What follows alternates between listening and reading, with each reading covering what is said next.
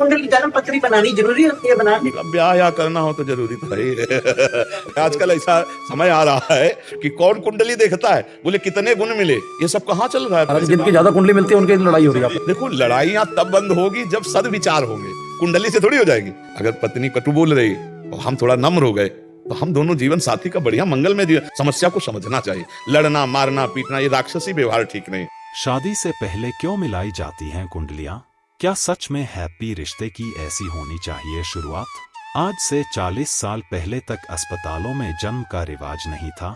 ज्यादातर घरों में ही बच्चे पैदा होते थे। अस्पतालों में जन्म समय तारीख का हिसाब रखा जाता है, जन्म प्रमाण पत्र भी मिल जाता है। इसलिए 1980 के बाद के लोगों की कुंडली बनाना आसान हो गया। जब घरों में बच्चे पैदा होते थे तो अनेक घरों में घड़ियां तक नहीं होती थी। ऐसे में तारीख समय सिर्फ कुछ ही घरों में नोट किया जाता था, जिससे कुंडली बनवाने में आसानी हो। वैसे तो यहाँ कुछ प्रश्न आते हैं, जैसे वास्तव में कुंडली का क्या लाभ है?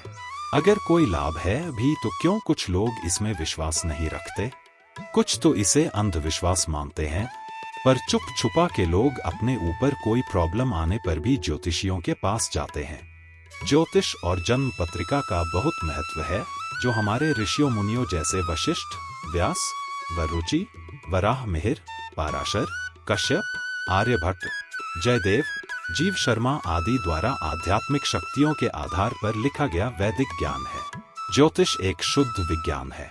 अगर सही गणित लगाया जाए तो किसी भी जातक को बताया जा सकता है कि उनके आने वाले जीवन का क्या लेखा जोखा है।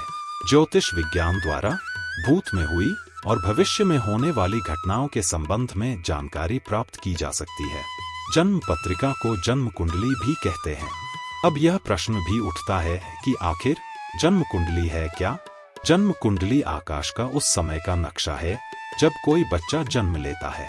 उस समय आकाश में कौन सा ग्रह कहाँ है, इसका वर्णन जन्म कुंडली में होता है। जन्म कुंडली में स्थित 9 ग्रह और 12 राशियां ही मनुष्य जीवन को प्रभावित करते हैं। प्रत्येक राशि की अपनी एक अलग विशेषता और महत्व होता है, जिसका स्वामी ग्रह जीवन में अत्यधिक क्रियाशील एवं महत्वपूर्ण होता है। आप यह भी जान लीजिए कि आकाशमंडल में अवस्थित असंख्य ताराओं के 12 समूहों को 12 राशियों मेष, वृष, मिथुन, कर्क, कन्या आदि के नाम से जाना जाता है।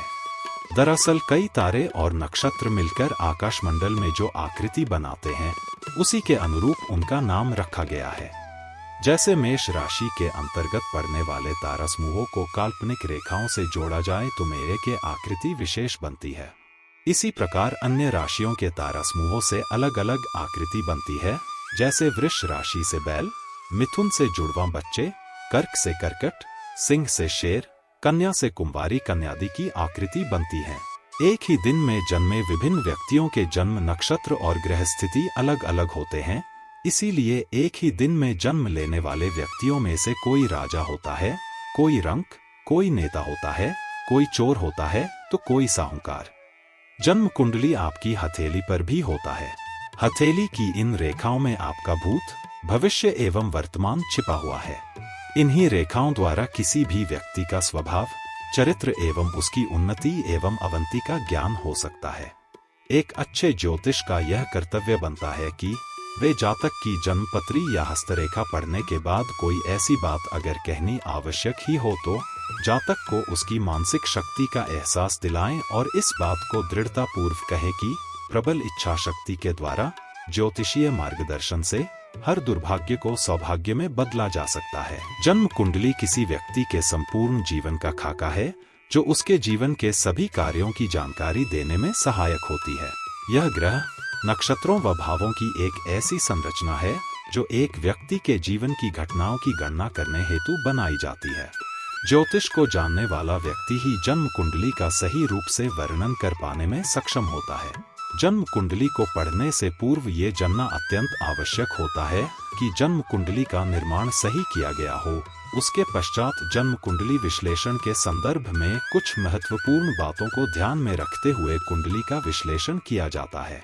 किसी व्यक्ति की कुंडली के निर्माण में कुछ विशेष घटनाक्रम दर्ज होते हैं जो उस व्यक्ति के जीवन पर असर डालते हैं।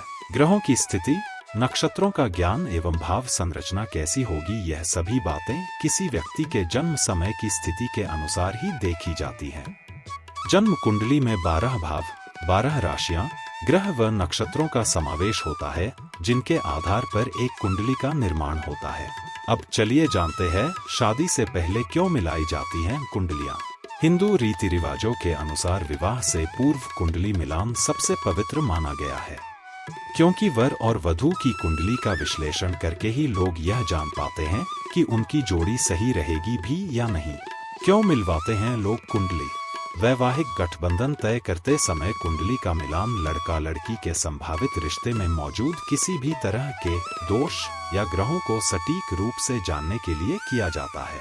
यही एक वजह भी है कि एक हैप्पी मैरिड लाइफ के लिए 36 में से कम 18 गुणों का मिलना बहुत जरूरी होता है। हालांकि कुछ लोगों का ऐसा भी मानना है कि लड़का लड़की की कुंडली मिलाना इसलिए भी जरूरी है ताकि कपल को उन चुनौतियों के बारे पता चल सके जो कि उनके वैवाहिक रिश्ते में आने वाली हैं। रिश्ते को फॉर ग्रांटेड नहीं लेना। वैवाहिक गठबंधन को बेहतर तरीके से संपन्न कराने के लिए कुंडली और सितारों का अध्ययन बेहद जरूरी है। लेकिन अपनी शादी में परेशानी को भी अगर आप ज्योतिषीय सिद्धांतों के गड़बड़ होने का संकेत मान रहे हैं तो वह गलत है। ऐसा इसलिए क्योंकि कोई शादीशुदा रिश्ता तभी खराब होता है जहां उसे सींचने का कोई प्रयास न हो। जब आपके पार्टनर को आपकी जरूरत हो और आप उनके साथ नहीं होंगे तब आपके रिश्ते में खटास आएगी ही। एक हैप्पी मैरिड लाइफ के लिए साथी की जरूरतों और फीलिंग्स को समझना ज्यादा जरूरी है। लेने होंगे जरूरी फैसले।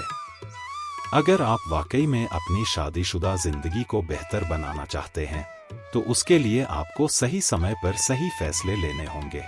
बच्चे की प्लानिंग से लेकर नया घर खरीदने तक, अगर आप और आपका साथी घर की सभी जिम्मेदारियां को सही से मैनेज करते हैं तो आपका रिश्ता कभी भी खराब नहीं होगा।